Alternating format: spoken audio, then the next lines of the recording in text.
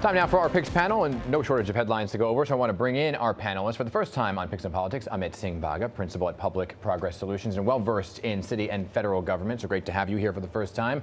Josie Stratman back from the City Hall, reporter for the Daily News, and Democrat this idea to bring in ICE agents to the airports. Now, the ICE agents are getting paid, while the TSA agents are not.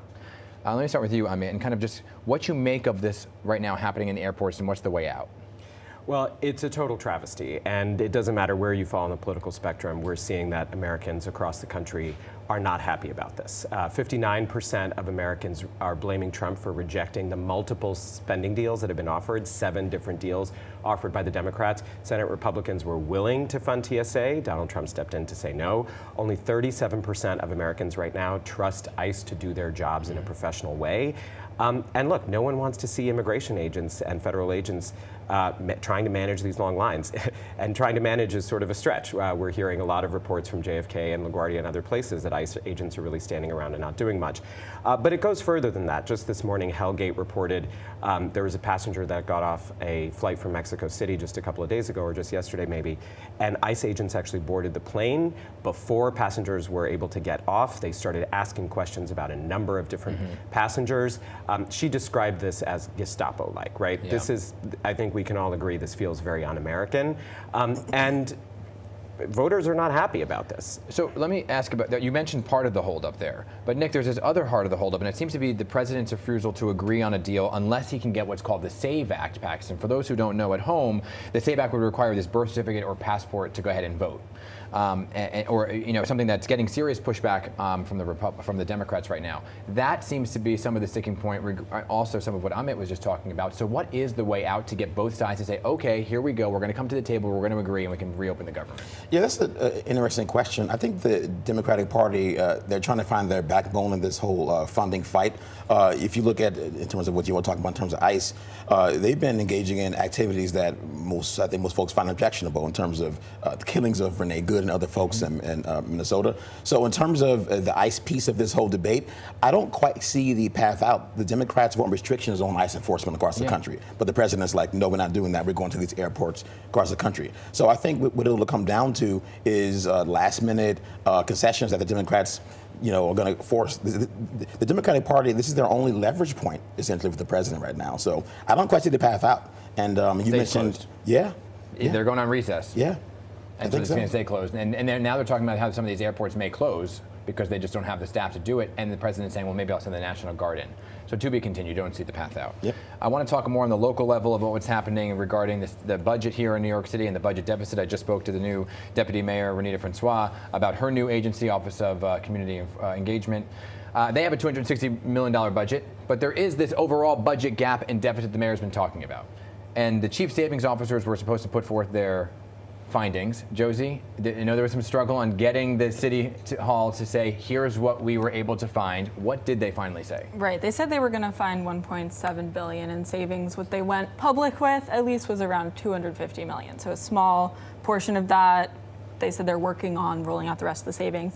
They're looking at cutting corners on canceling a $20,000 Slack subscription. I don't know why Slack would cost that much. They're canceling or not renewing a $9 million contract with McKinsey. So they're finding ways to shave off money of the budget. But something to note is that this actually doesn't make any progress towards that $5.4 million, or billion rather, sorry, budget gap the mayor's been talking about.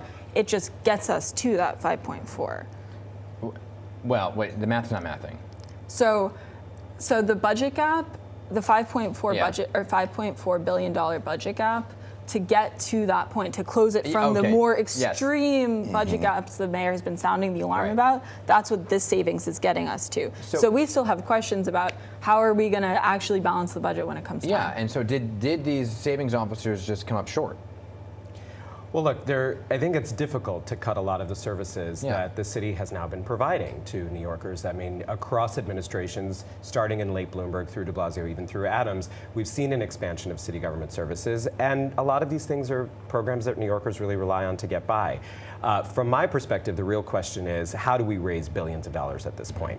And I think the answer is we have to be looking at increasing taxes. Now, I'm not necessarily talking about personal income taxes. Donnie agrees. But broadly speaking, 54% of voters statewide agree with increasing taxes. 62% of voters in New York agree with increasing taxes. Now, we know where the governor is on this, but we're in the middle of budget negotiations, and where you start is almost never exactly where you land. And having been through many state budget cycles, I think we're going to see, given that both the Assembly and the Senate have proposed various types of tax increases and revenue raisers, that we're going to see some sort of some form of that at the end of this process. How much that will be and how much of that can be dedicated to the city is an open question. I think the question here politically is what happens between the mayor and the governor.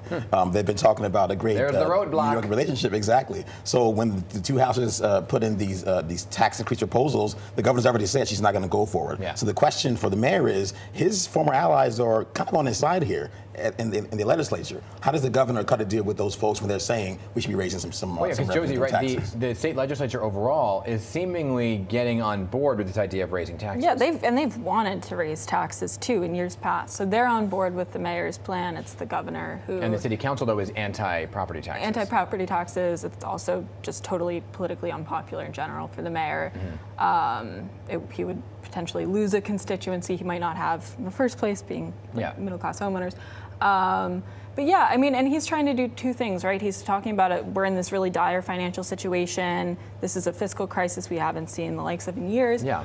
We need to get back to zero. But then also he needs to spend a bunch of money that he's already promised, like the Office of Community Safety. So that brings me to this, to the race for governor, because this could be a deal breaker for Kathy Hochul, who, if she says raise taxes, could hurt her or it cannot hurt her, right? I mean, there's a 9-point poll now that came out. There's an internal poll from the Blakeman campaign that showed a tightening race, right? 52% to 33%. What did you make of those poll numbers? I mean, it is coming from the Blakeman campaign. Look, any poll that comes from a campaign has to be taken with a massive grain of Himalayan salt, right? And so, whether that's Democratic or Republican. But let's dig a little bit deeply into this poll. First of all, let's look at the respondents. 70% of the respondents in this poll are white. Meanwhile, the electorate is only about 60% white. In addition, about 30% of the respondents in this poll are Republicans, versus in the electorate, that's only about 23%. So we see that this poll already has a massive oversampling of white voters across the state, as well as Republican voters across the state. So it's no surprise that that spread would look smaller than it would in an independent poll. And Kathy Hochul, just so we say, we reached out to her yesterday, she said Bruce Blakeman's campaign is somehow going worse than anybody expected. If you're Kathy Hochul and you're looking at this, are you concerned by it? And do you move at all on the tax issue? Good question. So I think if you look at her last opponent, Lee Zeldin, the reason why he got so close was because he tried to carve out a lane that was distinct from the president. Blakeman, the county exec, he's actually aligning himself very much to the MAGA playbook. So when we talk about issues of ICE and things that folks are really upset about, he's anchoring himself around those unpopular policies. So, and remember too, the governor dispatched her chief opponent in the primary, the lieutenant governor. Yes. So she dispatched with him. He raised not much money. Blakeman's not raising much money either. So I think in her and her campaign's mind, she's in a very strong position to exceed that 6-point gap which came out in Blakeman's poll. Someone else who aligned themselves to MAGA and didn't do well was Jack Ciattarelli in New Jersey, and did worse than expected against the now Governor Mikey Sherrill. Got to leave it there. Great to have all three of you here. Thank you, and welcome to the show for the first time, okay? And air travel is all anybody is talking about, so